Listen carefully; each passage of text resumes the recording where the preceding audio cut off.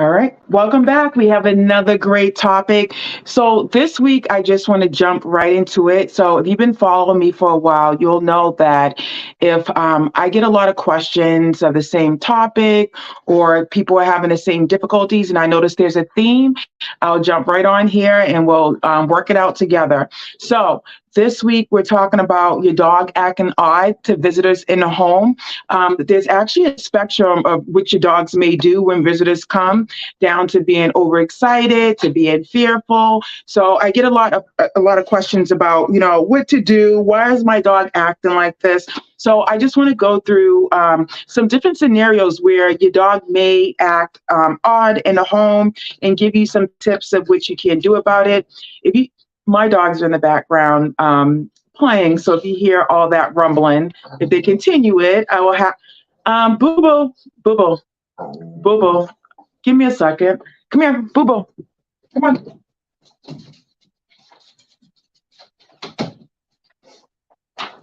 All right. So got them together. So let me just jump right into it. So when you're talking about your dogs being odd with visitors, let me go through some of the reasons why they may be acting odd. So one of the reasons why they may be acting odd is due to just simple fear and anxiety. You may have a dog who is fearful or anxious in general. If that is your dog and people are coming in and they're like barking, or you're fearful yourself that your dog may like do we call it air snap, where they're not biting, but they go up to a person and do that. So that's one of the reasons why your dog may be acting odd. So whether you already know your dog is fearful, or whether your dog sometimes may show subtle signs of being fearful as well that you may not see. So just keep that in mind. And I always talk about looking at your dog's body language, which we'll talk about a little bit later. But if you have an anxious or fearful dog, you may want to consider when visitors come into the home, maybe gate. If you have a gate in your home, putting your dog behind that gate, using a crate or even a spare bedroom for confinement. If you have an anxious or a fearful dog, again, everyone's scenario is going to be different. You always want to worry about safety first. So if you ever think that your dog's going to bite someone, or if your dog's just fearful in the sense of they're not going to bite, but they're anxious and they're not going to bite, just give them their own separate area for them where they can kind of decompress when you're having visitors. Another reason why your dog may be acting odd around visitors as well is they may feel potential threat to their territory, and so they may be guarding a little bit. So when people come to your home, you may hear them barking, or they may growl even, but you'll know that's your dog. Sometimes they do want to guard the home. So again, you want to think about safety first, putting your dog in a gated area, a crate or a room. If they are territorial and stuff like that, just giving them their own space.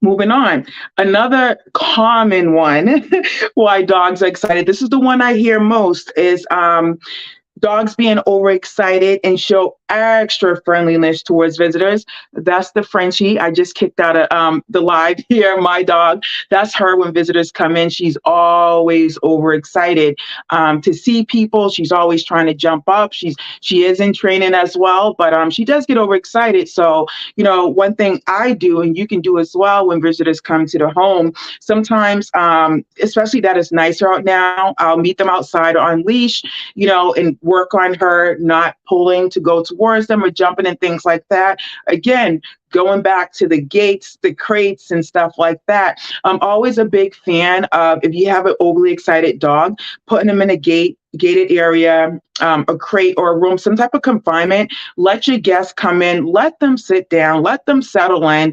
And then once your dog sees all that excitement and everything settled down, then you can bring your dog out when things aren't so chaotic. So that's a good tip when you're having visitors in the home.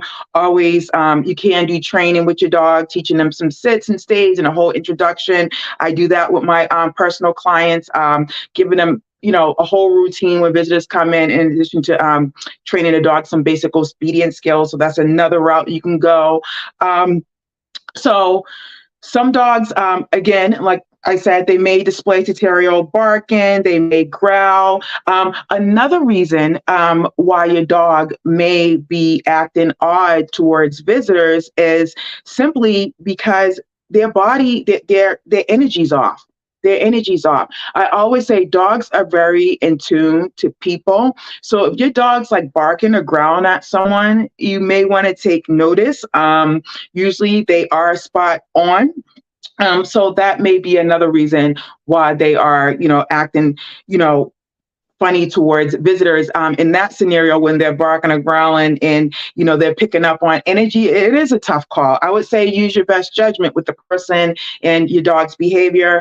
But again, if your dog is barking and growling, I'm going right back again to that gate, crate, or confinement area. Just for safety, we're always putting safety first. Some of the things you can do, to reduce some of the odd behaviors around visitors is, again, get into the routine of introducing your dog in a controlled environment. So, of course, in your home, but again, if you don't want to use the gate, crate, or confinement area, again, put your dog on a leash. Work on them not being so impulsive and sitting and staying if they are actually overexcited. If they are fearful or anxious, I do recommend, because I do have both dogs on the end of the spectrum. I have my Frenchie that's really overexcited, and I have my older lab that's over here sleeping. And sometimes he get a little anxious around people until he warms up to them. So in that case, with him, I'll put him in a crate or upstairs area where he can see people coming in, then bring him out maybe 15 minutes later. With my Frenchie, I'll work on greetings with her at the door. But I always tell people, if you don't have time to do that, always revert back to the gate, crate, or confinement area. So those are some reasons why your dog is acting odd around strangers. I hope this has given you some insight and some tips on what to do in those exchanges. But other than that, I will see you next week with another great topic. And as always, if you catch this live, but you're the type like me, you're always on the road driving to clients or just driving to work in general, you can always pop on the podcast at Positive Dog Training Convos. Easy breezy, short and sweet. There's tons of great topics there if you missed any of the lives. But other than that, I will see you next week and enjoy your weekend. All right. Bye.